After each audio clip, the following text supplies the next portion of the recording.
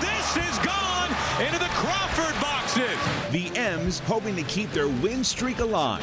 The team going for their 15th straight win tonight in a sold-out game. This is back at the wall. It's going to be absolute mayhem, and we love it. How the city of Seattle hopes to capitalize on fans heading to T-Mobile Park. And orange barrels are going up around Seattle just as the Mariners take the field. How you can avoid the backups. Several individuals decided that they wanted to rob our location. New surveillance video tonight showing the moments a Linwood pot shop was robbed at gunpoint. Just in time for next week's heat wave. It was fairly frustrating, yeah. A little violation going on there. What's he doing with my AC units? Thieves are stealing AC units, and it's not to beat the heat. In 3 hours, the Mariners will take the field against the Astros, going for their 15th win in a row. Tonight's game at T-Mobile Park is sold out, and we are heading to the ballpark early tonight for our team coverage. Oh, yeah, we are. King 5's Chris Cashman's outside the stadium talking to some of the first fans to arrive here in Soda. But first, let's start with Paul Sylvie at the park. Paul. Well, Steve, a win tonight would give the Mariners their 15th straight win, something they've done only once in their history back in 2001. They would also pick up a game on the Houston Astros, who come to town with a 10-game lead in the AL West. This Mariners team is getting a lot of contributions from a lot of different players, and a big help in keeping this streak alive and making a run at the postseason is the return of Kyle Lewis, who was reinstated today. Lewis has been out with a concussion since getting beamed in the head on May 29th. Justin Upton was optioned, and he is now a free agent. In 9 rehab games between Everett and Tacoma, Lewis is batting .300 with 5 home runs. It's not going to be every day. There's going to be, maybe start out 2 or 3 days a week in the outfield, bake in some DH days, and kind of see how it goes there and how his body responds. But we're happy to have him back, anxious to see him out there.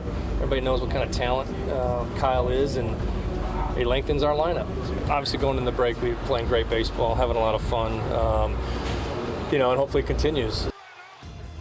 Scott Service had a lot of praise for his entire pitching staff. Marco Gonzalez will get the start tonight here at T-Mobile Park. Now, to fire you up, because of the tremendous streak they've been on, here's a little bit of highlights, something you can look forward to, maybe more of. And it's beyond underneath the glove, and Tavares, Haggerty can't fly. He is on his way. This might happen. He's going to third. He's getting waved home. Sam Haggerty scores on an inside the park home run. Charging, Winker lays out. Winker makes the catch Superman style in left field. Julio blasts this out to center. This is driven back by the wall. Julio, grand slam. There he goes. Broken bat, and it's caught by Dylan Moore. How about 2? Oh, boy. Back at the wall. Does he get him again? He does. On the ground, Crawford smothers it, picks himself up on a skip. It is in time. Suarez in the air. Left field. Good find. Suarez with a walk-off home run. They have won 14 games in a row, and they are hotter than the sun. That is for sure, and this place will be packed tonight. Let's get outside the stadium now to Chris Cashman. They're going to open the gates in about 90 minutes. Chris, what are you seeing out there? Yeah, Paul, well, according to my watch, which is on brand, we're still a couple of hours away from game time. They're going to open up the gates 90 minutes prior, so these are some of the diehard fans. And don't look now, but I see, holy smokes, not actual smoke and not the Pope, our hometown hero, Rick Riz, voice of the Mariners. Rick, I believe this is 37 years for you behind the mic for the Mariners. Exactly, Chris. It's been a lot of fun, and it's great to see all the excitement this ball club has generated in really a short period of time. It wasn't that long ago. They were 10 under 500, and now they're 9 games over 500, winning 22 over the last 25 games, a 14-game winning streak, longest winning streak ever into the break in Major League Baseball, one shy of the club record of 15 wins in a row. So we're going to have a sellout crowd tonight here at T-Mobile Park to welcome the Houston Astros to town. So it's been a lot of fun. So many things have gone right. They played so well. The starters, the bullpen, the offense, everybody has chipped in. So a lot of excitement here in Seattle. We're taking a look at it right now. You know, Rick, people coming by, everybody gets super excited to see Rick. He is like comfort food when it comes to Mariners baseball. 37 years, you've seen all the highlights, you've seen some of the low lights. What is it like? Because this is unique. I was just over at some of the team shops, and they're talking about the Julio Rodriguez jerseys and the hats. They cannot keep up. There's a new buzz. There is a new buzz. You know, this is an outstanding ball club, the hottest team in baseball right now, and they got a young superstar in the 21-year-old center fielder and Julio Rodriguez. So much fun to watch. Ty France, an all-star. Robbie Ray, Cy Young Award winner last year. Marco Gonzalez, like I said, everybody really pitching in. Scott Service, an amazing job, and the coaching staff to get these guys ready night after night in order to do what they're doing, and a chance to make it 15 in a row with a win tonight to match the club record. It's been a lot of fun. You know, they came back in a short period of time in '95. They had that long, great stretch in 2001, and now we're having a great time here in Seattle right now with this team. This is it. Rick Riz, thank you so much for joining us. Before he gets behind the microphone, we're going to be listening for some of those trademark calls tonight, okay? It's going to be fun, Chris. Thanks a lot. Thank you. That's the scene out front here. The gate's getting ready to open. We're going to go talk with some of the diehard fans, including a fan who's been traveling around the country by train, and this is his first time in Seattle. That's coming up. Until then, back to you. That's awesome. Thank you, Chris and Rick. Great to hear from Rick this afternoon. Yeah, the fans are buzzing out there. You can feel the energy, and it's just going to pick up throughout the night. That's true, but it's not just the fans who are looking forward to what's going on with tonight's ball game. The entire Mariners organization is excited about the direction the team is headed into right now. Yeah, absolutely. And we talked with Katie Griggs, the Mariners president of business operations, about the team's winning streak. Oh, it's a lot of fun. And I think one of the things that you've heard a lot, though, from the guys in the clubhouse is the team hasn't changed, right? The mentality hasn't changed. It really is. This is the team that they intended to be all season. It took longer to get there than I think we all hoped, but it's been amazing to see them clicking on all cylinders now. For anyone who's not aware, we have a mission, and that mission is to win championships, create unforgettable experiences, and serve our community. Next year, Seattle will host the 2023 MLB All-Star Game. Tonight, just 10 minutes before the Mariners-Astro games, we are going to show you right here on King 5 the new logo. We'll also hear from the team about the design and what it means to have the big game in Seattle next summer. That's all coming up at 7 o'clock tonight. So after the game, you may run into some backups on I-5. Just 20 minutes after that first pitch is thrown tonight at 7:30. Some lanes will close as Revive I-5 gets underway for the weekend. King 5 traffic anchor Shanti Sumter is breaking down what you need to know.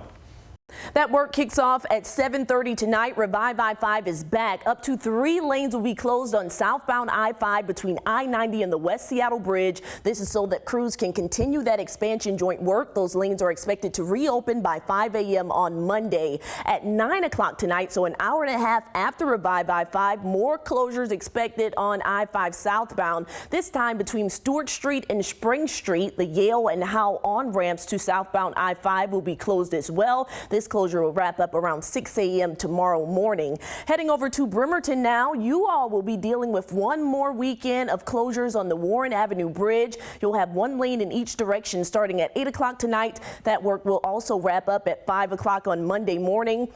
And then if you usually travel through Seattle overnight, starting at 11 o'clock Saturday until 7 a.m. Sunday, northbound I-5 will be reduced to 2 lanes. This is for Ship Canal Bridge maintenance. That closure will be between Lakeview Boulevard and Northeast 45th Street. And if you usually take State Route 18, that won't be an option for about 14 hours on Saturday. Both directions will be closed between I-90 and Issaquah Hobart Road.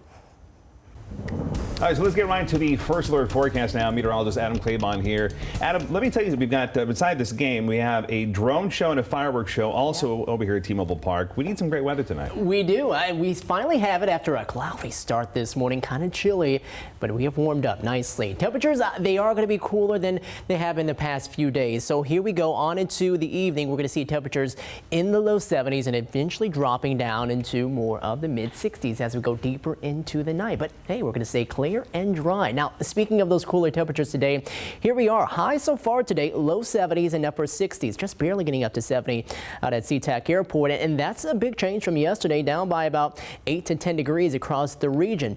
So the sun, that's now beginning to peak out. We're going to see that warm things up, maybe another 3 to 4, maybe 5 degrees before we start to see that set. Granite Falls, looking there at the high school net site, and yes, the sun has now peaked there.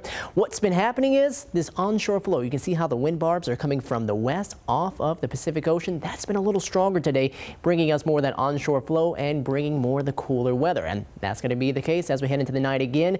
And again, we do expect to see more clouds develop late tonight and into the start of Saturday. How long will it stick around? I'll let you know about that. Plus, talk about next week's heat coming up. 2 minutes. That is how long it took 5 armed suspects to rob a cannabis store in Linwood last night. And tonight, for the first time, we are seeing how it all went down from inside that store. King 5's Natalie Swaby joining us live from Linwood. Natalie, one person's been arrested, but police are still trying to find the other people involved here. That's right. Now, the good news is that no one was hurt here in this robbery, but the manager says it was very traumatic and unfortunately a part of a trend that does not appear to be slowing down. 2 minutes of terror. Surveillance video capturing the moment when armed men rush in, coming face to face with the security guard first. One person against several people is nothing. Christian Briggs is the manager at Euphorium. They took what they wanted and then they left. It happened just before 9 o'clock last night. The suspects took off, but police say they spotted a car leaving and a pursuit followed, coming to an end in Seattle. It's believed that there were 3 people in the car. We have apprehended one of them and recovered multiple firearms from that person. It's unfortunate that these occurrences continue to happen, but hopefully that we can do some things that can lessen the effect. In Washington, it's happened over and over again. The state's Liquor and Cannabis Board was told that there were more than 50 cannabis store robberies in the first 3 months of this year, with many involving firearms. And a representative from the state's Liquor and Cannabis will take part in a briefing with members of Congress next week to talk about a safety proposal. I'll tell you about that proposal coming up tonight at 5:30. But for now, live in Linwood, Natalie Swaby, King 5 News. Within the last 3 hours, one person was arrested following a shooting at a Walmart in Mount Vernon. 5 people were injured in that shooting Sunday night. We learned this morning one of the victims is out of the hospital. The 4 others are still getting treatment. Mount Vernon police says it is still looking for 2 other suspects. And within the last 90 minutes, we got new photos of the 13-year-old hit and killed by a car in Parkland. Michael Weilert died on Tuesday while riding his bike across Pacific Avenue. King 5's Lionel Donovan is live for us in Parkland. And Lionel, his family is calling for safer streets. That is correct, and they tell me that on that day, Michael did everything that he was supposed to do. He brought his bike here at the crosswalk at the intersections of 134th Street South and Pack Ave. He pressed the button to activate the crosswalk, and then he made his way over exactly like you're supposed to do. But he was still struck and killed by a vehicle. Now, biking advocates from around Pierce County have spoken out about Weilert's death, saying that it was avoidable. Noah Struthers runs Second Cycle into Tacoma, and as a lifelong bicyclist, says he's seen just how dangerous the roads can be for people riding their bikes. And now he's calling for something to be done. Otherwise, the fatalities will continue. It was a preventable death. You know, like he didn't have to die. We need to enforce the rules of the road that we have now with traffic cameras. You know, we need to set up better education for drivers around bicyclists and pedestrians. And we need to engineer our streets so that they're actually safe for pedestrians and bicyclists. Now, Struther sends his condolences to the Weilert family, but coming up in the next hour, I'll be talking to Weilert's mother, Amber, about what she's going through and what she hopes will happen to make sure something like this doesn't happen to anyone else. But for now, we're live in Parkland. Lionel Donovan, King 5 News. Next on King 5, the Mariners are heating up just like the temperatures. Yeah, in 4 days, we are expected to hit the 90s. Your forecast coming up next. Also, people are stealing air conditioners in Olympia tonight, but they aren't being targeted because of the heat. We'll explain. Local hospitals say they are hemorrhaging money. How your next visit could be impacted as their profits drop.